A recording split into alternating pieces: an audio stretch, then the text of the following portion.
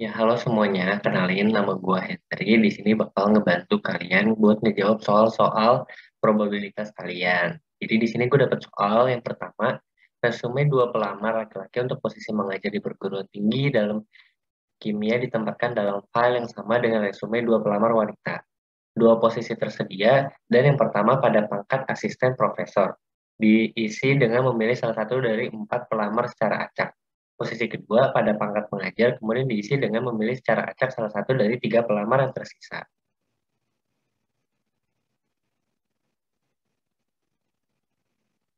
Nah, yang pertama ditanya daftar elemen dari ruang sampel S. Nah, berarti kan di sini kita punya dua pelamar laki-laki dan dua pelamar perempuan.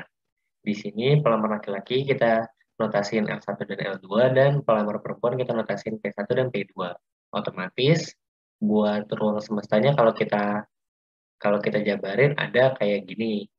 Ini tinggal dihitung satu-satu aja dan untuk jumlah sampelnya sendiri untuk memastikan ini udah benar semua atau belum, kalian bisa langsung kayak hitung 4 kali 3. 4 kali 3 dari mana? Ini ibarat ada satu slot buat eh,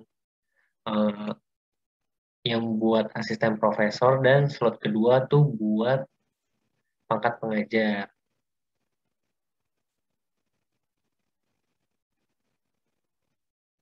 Nah, yang eh, yang profesor ini berarti diisi boleh sama 4 orang, sedangkan pangkat pengajar ini yang kedua bisa diisi sama 3 orang. Kenapa 3 orang? Karena satu orang ini udah masuk ke pangkat profesor, nggak bisa lagi. Jadi dia nggak bisa ada 2 kali muncul, dia nggak bisa replacement gitu. Makanya 4 kali 3.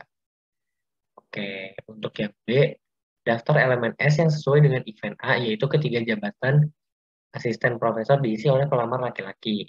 Di sini sama kayak tadi, dan kalau kita jabarin bakal ada ini. Dan untuk memastikan ini jumlahnya udah benar atau belum, kalian bisa hitung 2 kali 3. 2 kali 3 dari mana? Ini ibarat berarti jabatan profesor ini kan eh, cuma bisa diisi sama laki-laki, otomatis cuma bisa L1 sama L2. Depannya dipakai L1, terus belakang ini yang ini juga cuma depannya L2. Jadi cuma bisa diisi sama dua, makanya dua. Dua dikali tiga. Tiganya apa? Tiganya sama kayak tadi. Tiganya tuh yang ini L1, P1, P2, L1, P1, P2. Jadi itu tiganya didapat dari 4 kurang satu yang tadi buat di jabatan asistennya. Karena dia udah masuk ke jabatan asisten, jadi nggak bisa ada muncul lagi. Jadi ini kayak without replacement lagi. Nah, buat selanjutnya, daftar elemen S yang sesuai dengan event B, yaitu ketika tepat satu dari dua posisi diisi oleh pelamar laki-laki. Di sini sama, caranya kita jabarin lagi satu-satu, dan untuk jumlah sampelnya ini, gue bisa bilang 2 kali 2 kali 2. 2 kali 2 kali 2. Kenapa? Jadi, di sini kan tepat salah satu dari dua posisi diisi oleh pelamar laki-laki. Kita misalin dulu yang L1, P1, L1, P2, L2, P1, L2, P2. Di sini kita misalin depannya doang laki-laki dulu. Nah, untuk kalau depannya laki-laki, berarti yang belakangnya udah pasti perempuan dong.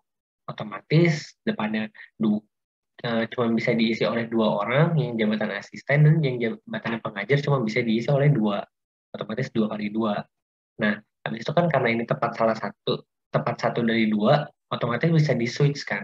Bisa yang pertama tadi laki-laki, sekarang yang pertamanya perempuan, keduanya laki-laki. Makanya dikali dua lagi, karena ini bisa laki-laki, bisa perempuan mulainya.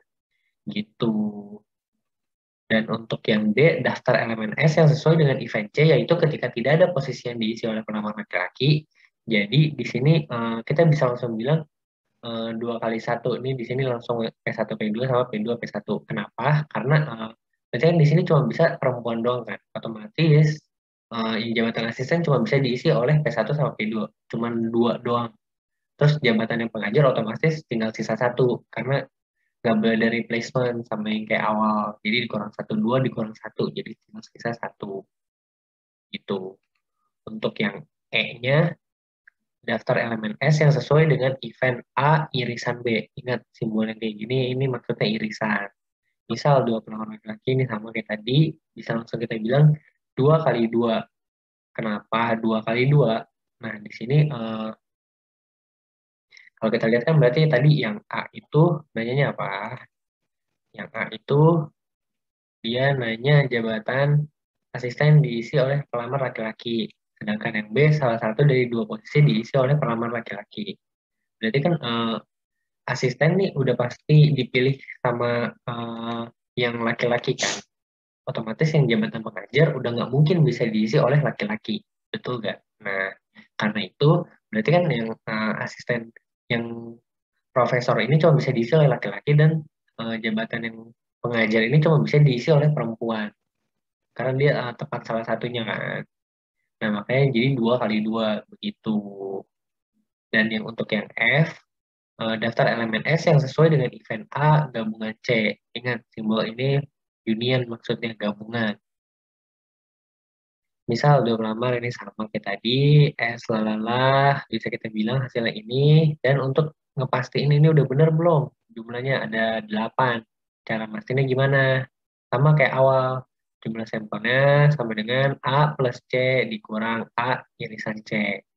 A-nya berapa? A-nya sama yang kayak tadi di soal, ada 6. Dan C-nya berapa? C-nya ada 2. Terus A irisan C, ternyata A irisan C nggak ada. Kenapa nggak ada? Berarti kan tadi yang A itu dia bilang ke jabatan asisten profesor diisi oleh laki-laki. Sedangkan yang C di sini tidak ada posisi yang diisi oleh pelamar laki-laki. Berarti udah nggak mungkin bisa dong. Maksudnya eh, tadi yang di A sendiri bilang jabatan profesornya diisi oleh laki-laki. Sedangkan di sini nggak boleh ada laki-laki. Udah nggak mungkin ada himpunannya dong dari yang, aduh maaf, dari yang A irisan C ini 0 makanya langsung aja bisa kita bilang 6 tambah 2 dikurang 0 hasilnya 8 gitu. Dan untuk yang G, dia sendiri disuruh bikin diagram Venn-nya. Berarti ini buat ngegambarin yang tadi. Berarti kan ini bener nih, yang A nih bisa kita lihat ada 6. Tadi 6 itu yang jabatannya diisi oleh profesor doang nih. Yang diisi oleh laki-laki kan. Berarti kan eh, 2 dikali 3. Bisa kita lihat nih. 1, 2, 3, 4, 5, 6. Benar, ada 6. Dan yang untuk yang B sendiri tadi apa? B itu eh, salah satunya laki-laki. Kita bisa lihat nih, benar ada 8 kan? Eh, 2 kali 2 kali 2.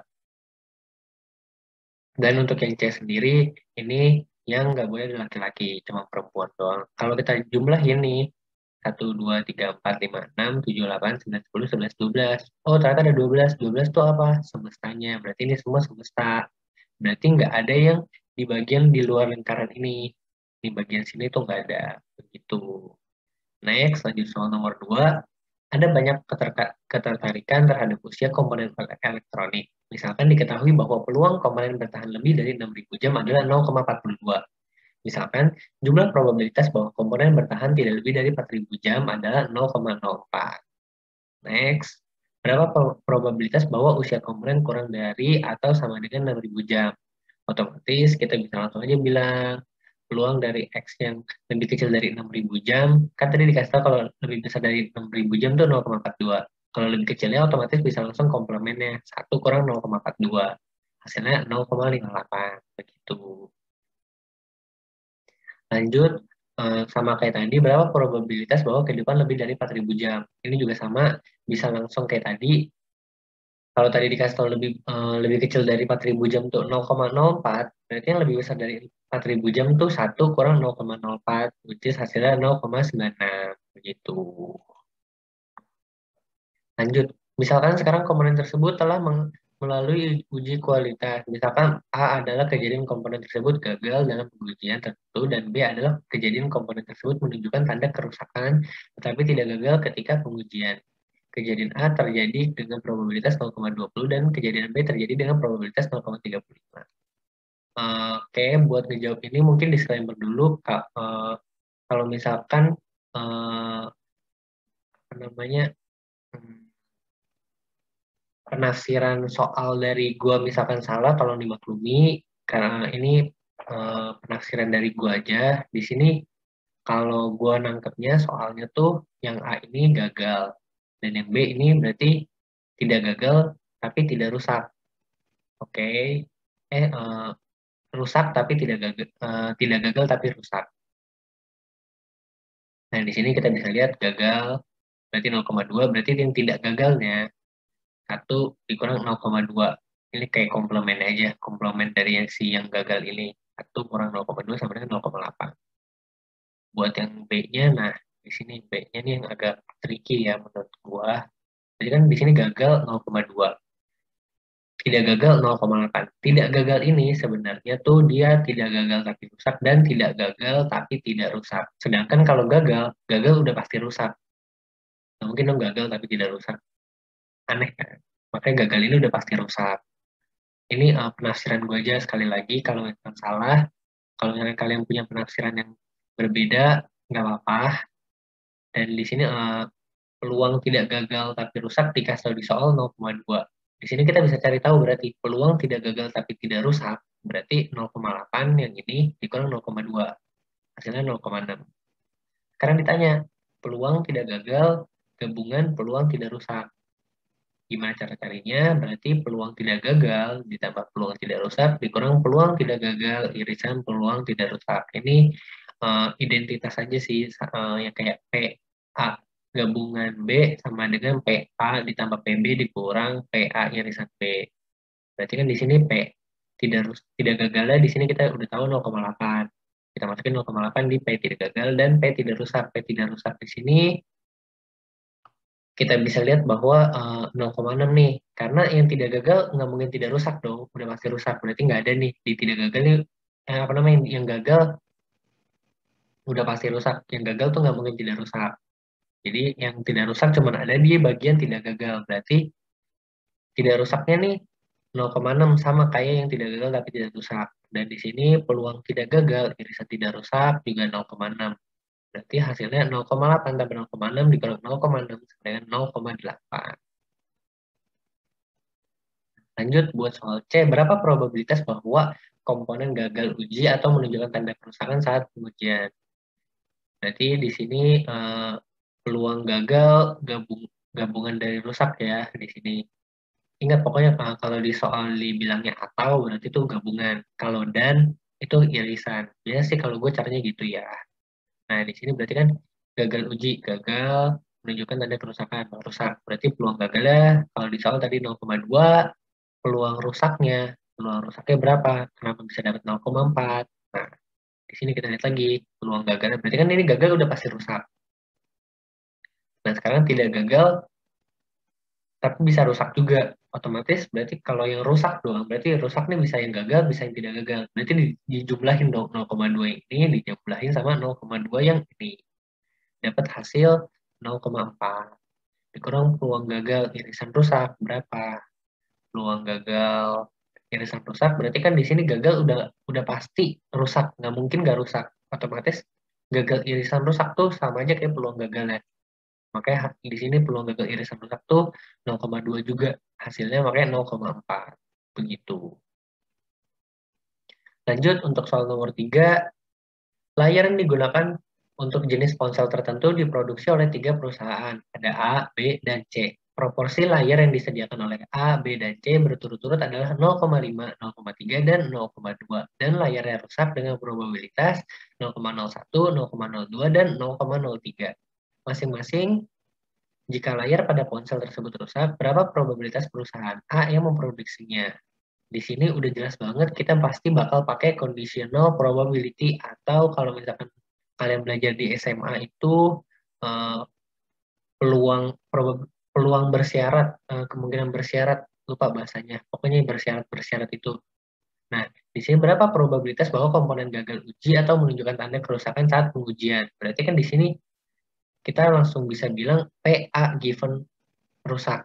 Kenapa? Berarti kan di sini kita ditanyanya jika layar pada ponsel tersebut rusak. Berarti rusak dulu nih. Kita udah tahu rusak dulu, baru probabilitas A-nya. Di sini PA, given rusak tuh rusak duluan, baru A-nya berapa. Di sini kita ditanyain rusak dulu, A-nya baru. Berarti A given rusak. Jangan kebalik di sini. Makanya rumusnya langsung masukin identitas identitasnya yang di rumus ada di materi juga ini langsungnya bisa bikin PA irisan rusak per P rusak. PA irisan rusaknya berapa? PA irisan rusaknya 0,01 di sini udah dikasih tahu nih di soal. Berarti kan di sini tadi dikasih tahu kalau A terus rusak, berarti kan ini irisannya nih 0,01. Sedangkan peluang rusaknya doang, peluang rusaknya berapa? Rusaknya yang ini 0,01 tambah 0,02 tambah 0,03. Begitu. Bisa dapat hasil 0,06, makanya hasilnya 1/6. Atau kalau misalkan kalian intinya tuh ini kayak ngebandingin 0,01 dibandingin sama 0,06 nih jumlah semuanya. Nah, gitu doang sih. Makanya hasil 1/6. Lanjut, misalkan 4 inspektur di sebuah pabrik film diwajibkan untuk mencap tanggal kadaluarsa pada setiap paket film di akhir jalur jalur perakitan. John yang mencap 20% dari paket gagal mencap tanggal kadaluarsa sama sekali dalam setiap 200 paket. Tom yang mencap 60% paket gagal mencap tanggal kadaluarsa sekali dalam setiap 100 paket, dan Jeff yang mencap 15% dari paket gagal mencap tanggal kadaluarsa sekali dalam setiap 90 paket. Dan Pat yang mencap 5% dari bungkusan gagal mencap tanggal kadaluarsa sekali dalam setiap 200 bungkus. Jika seorang pelanggan mengeluh bahwa paket filmnya tidak menunjukkan tanggal kadaluarsa, berapa probabilitasnya bahwa film itu diperiksa oleh John? Di sini udah jelas juga nih, pasti kita bakal pakai conditional probability. Berarti di sini kita bisa misalin X ini kadaluarsa, berarti peluang dari John given X sama dengan, tadi kan ditanya di soal nih, eh, jika seorang pelanggan mengeluh bahwa paket filmnya tidak menunjukkan tanggal kadaluarsa, tanggal kan yang di sini kan kita tadi bilang X itu tidak menunjukkan tanggal kadaluarsa, benar gak? Ini tidak menunjukkan tanggal kadaluarsa ya. Berarti X ini udah dikasih duluan nih. Kita disuruh cari X-nya. X X-nya muncul duluan baru diperiksa oleh John. Berarti ini John given X. Kita masukin rumusnya. Ini pakai Bayes rule kalau nggak salah namanya. Yang peluang John kali peluang X given John per PX kali John kali peluang John ditambah PX Tom tambah P kali P Tom tambah PX given Jeff kali P Jeff tambah PX given Pat kali P Pat. Ini tuh maksudnya sebenarnya penjabaran dari biasanya kan kalau di buku kayaknya rumusnya PA given ini yang bawahnya ya, PA given B dikali PB ditambah PA given B komplement kali PB komplement. Ini tuh Tom, Jeff, sama Pat ini komplement dari John-nya. Maka ini harus dihitung semua nih. Nggak boleh salah satu doang, nggak boleh Tom doang, nggak boleh Jeff doang, nggak boleh Pat doang. Semua harus dihitung pokoknya. Masukin deh, tinggal masukin peluang John-nya berapa. Peluang John dikasih tahu di soal nih, 20%. Langsung masukin di sini 20%. Peluang X given John berapa? Peluang X given John di sini dikasih tahu. eh, Dia gagal mencap tanggal kadaluarsa sekali dalam setiap 200 paket. Berarti 1/200 di sini. Ini kan berarti peluang X given John nih berarti peluang dia peluang John dulu nih baru dia tidak menunjukkan ke tanggal kadaluarsa. Sama kan? Berarti di sini peluang John dulu baru tidak menunjukkan tanggal kadaluarsanya. Berarti 1/200 bisa langsung masukin ke yang tadi. Nah, tinggal bawah-bawahnya tinggal sama nih ngikutin aja. Nanti didapat hasilnya nih 375/721. Begitu. Mungkin sekian dari pembahasan soal-soal kali ini. Mohon maaf kalau ada salah kata. Terima kasih teman-teman.